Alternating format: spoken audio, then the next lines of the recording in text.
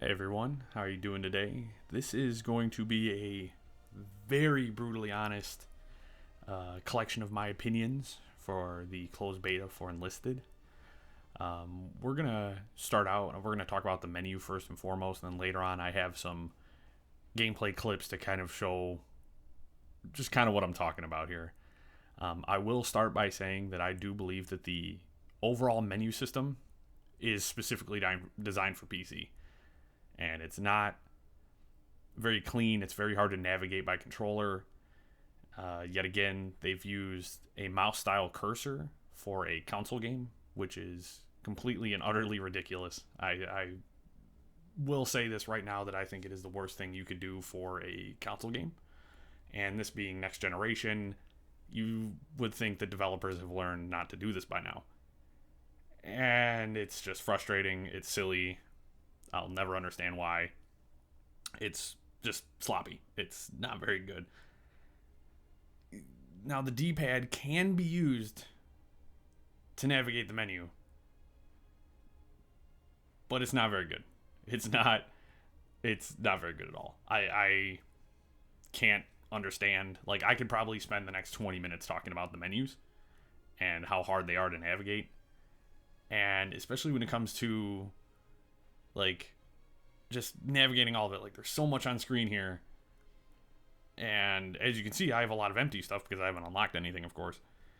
And then when it just comes down to terms to equipping and unequipping, it feels really sloppy, very slow, dragging and dropping. Like, that's strange. It's a console. That's weird. That's a PC only thing. I'm not 100% sure why they chose this. It just doesn't make sense to me.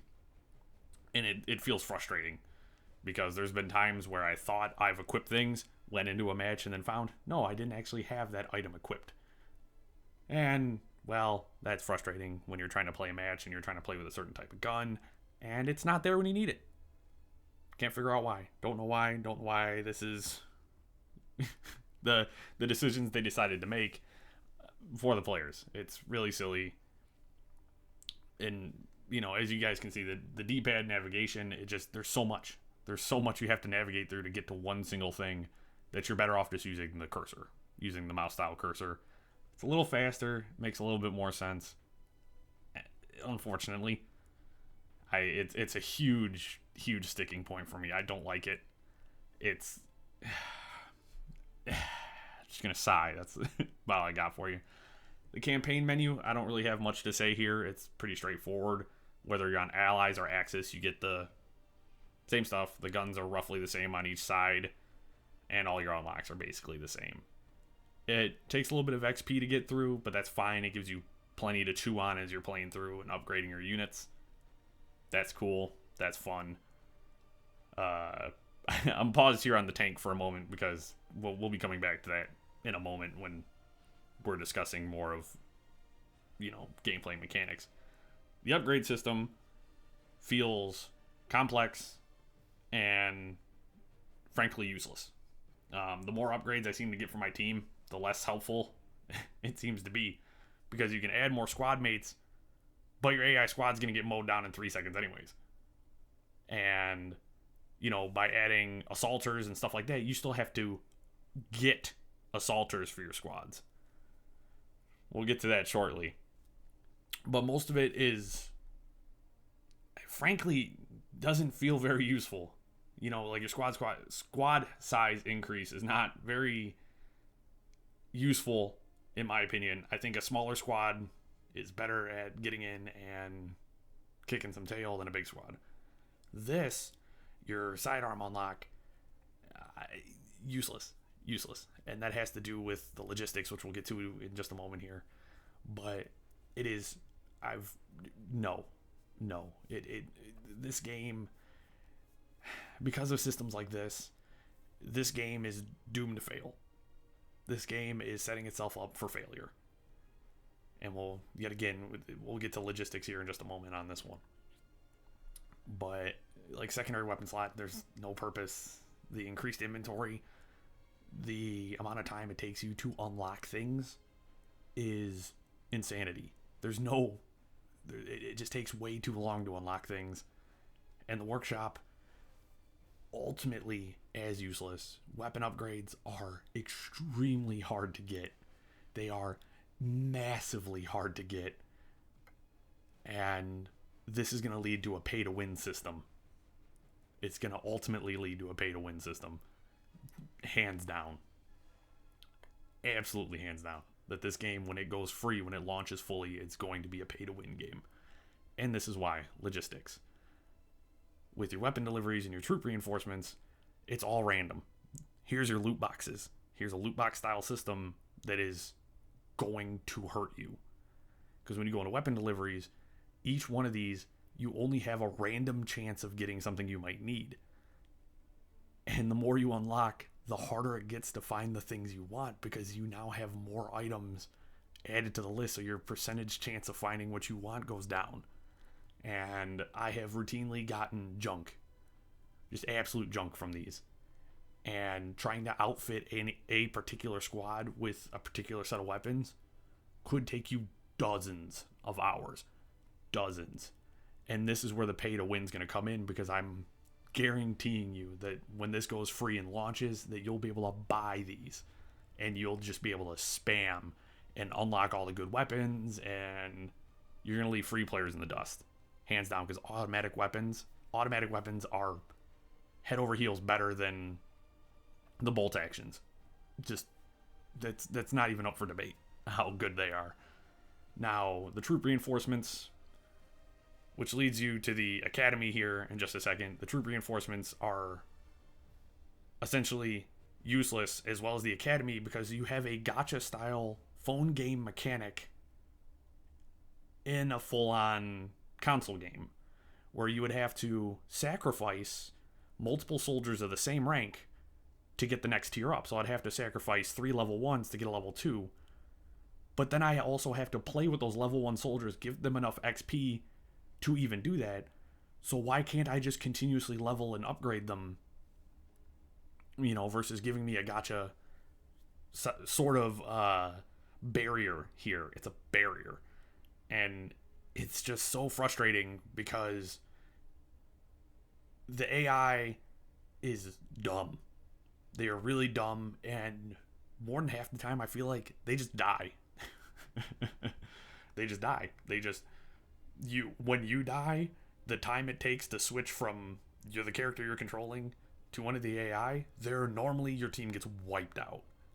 And one player can wipe out your entire team in seconds, because the AI is that dumb. They will stand there and just die. So it's just frustrating, because the gameplay is relatively solid, although extremely janky. It is super duper duper janky, and there's a lot of balancing issues too. Yet again, it is ultra hardcore, so you can get clipped by a single round and killed. Like the sniper teams can be extremely powerful, and I have a little bit of gameplay to show you guys for that one. But what we need to talk about here in just a second are the tanks. And the tanks are simultaneously completely useless and super powerful. Because when you're in a tank, your crew can die in seconds. And if you have one of the more powerful tanks, see, this is the starting tank here with the 20mm cannon, which is junk for fighting other tanks. Unless you can catch them on a flank, it's complete junk. Because a tank with a bigger cannon can one-shot you and kill the entire crew inside. The fact that you can destroy the crew inside the tank without destroying the tank is frustrating. Because what the hell is the purpose of having all of that armor if your crew's gonna die in like 2 seconds in a tank engagement? What's the point? What is the point? I don't get it. And like when you're fighting someone who has one of these bigger, stronger tanks, you're at such a disadvantage. And it's maddening. As someone like me, I really like tank gameplay. I love playing in tanks. And to have a tank feel so pitiful is so disheartening. It is so disheartening because I want to love the tanks in this game. And when you're mowing down infantry, it's a great time. It's a great time. But tank on tank fights make me want to rip my hair out. So anyways, we're going to jump into a little bit of gameplay. I've got a few clips here that are pretty interesting. I'll discuss some of it, and I'll show you guys some of the things that really prevent this game from being great. And luckily this time I didn't jump in. Well, it's a match in progress, but we're not too far in. We'll start with a basic rifle squad here. And immediately when you start playing, it feels clunky.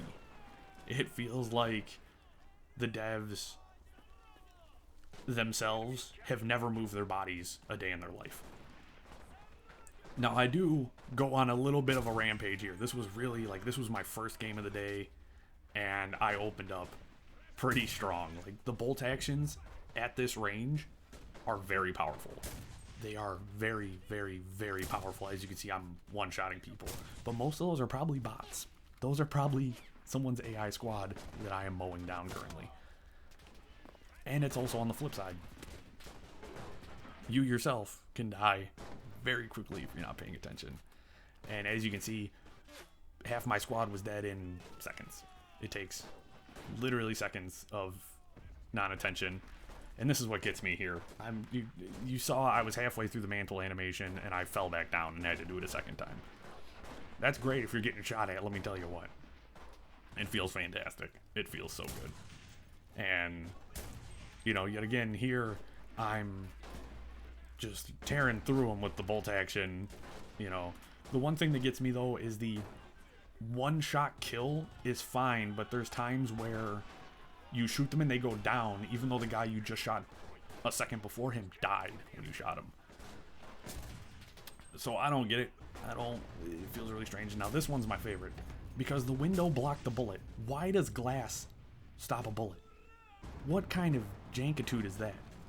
Now this clip right here, switching to your squad mates is frustrating. You can see here that I will click on the guy who has the other submachine gun, and it switches me to someone who has a bolt action. And it takes me several seconds to switch to the guy I want. As you can see, it's a complete cluster. Now I'm on him. It's like, what in the world happened? Here, we're gonna watch as my tank gets destroyed in about 2 seconds. Now, the viewport is terrible. The aiming, terrible. It takes so long for the tank to readjust.